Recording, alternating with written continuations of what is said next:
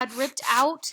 The reason we ripped it out is because of the time. We weren't really sure what was going on, and we were going to start with this chapter, and then it was 3 weeks, and we decided not to. So it is ripped out and kind of stapled together in case you're not sure where it is. We are going to work on geometry and fraction concepts. The chapter 11 starts on page 505. Today you only have 2 pages. We're just kind of building background on your shapes. I know you're very aware of many of these shapes and what equal parts looks like. Also, we have a video that is very helpful with naming the 3-dimensional or solid geometry shapes. So you're going to do this page and send me a screenshot. First, you're going to do equal parts. Equal parts. Circle the shape that has 2 equal parts. So if you take a look at these 2 circles, you can see that one has a great big piece here, but then a tiny little piece there. That is not representing equal parts. If you look at this circle, you can see that they're pretty much the same, and you know another word for same is equal. So you're going to circle this shape, and you're going to do the same for number 2.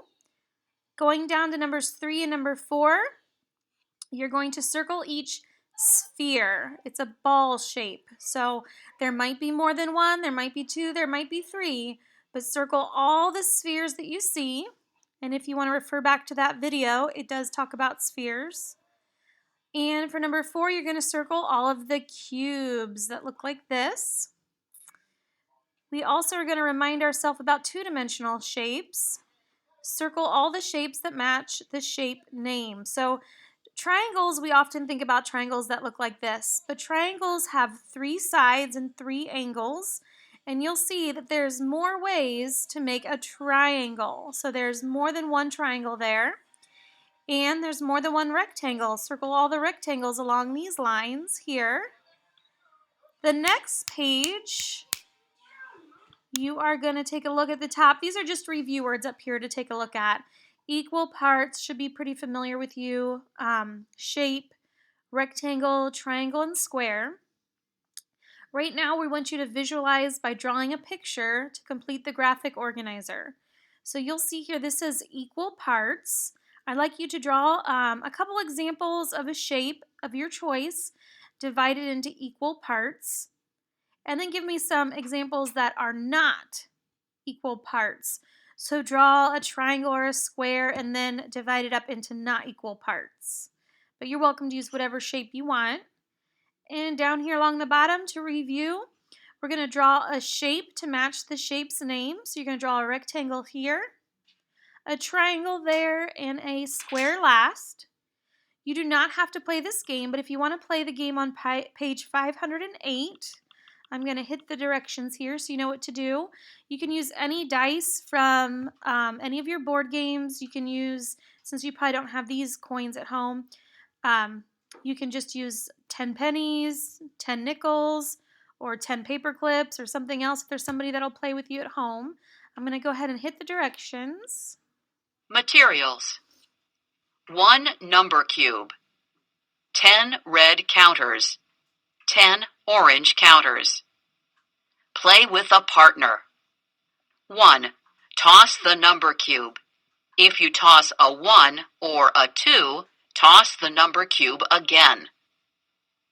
2. Look for a shape that has the same number of sides as the number you tossed. 3. Put one of your counters on that shape. 4. Take turns. Cover all the shapes.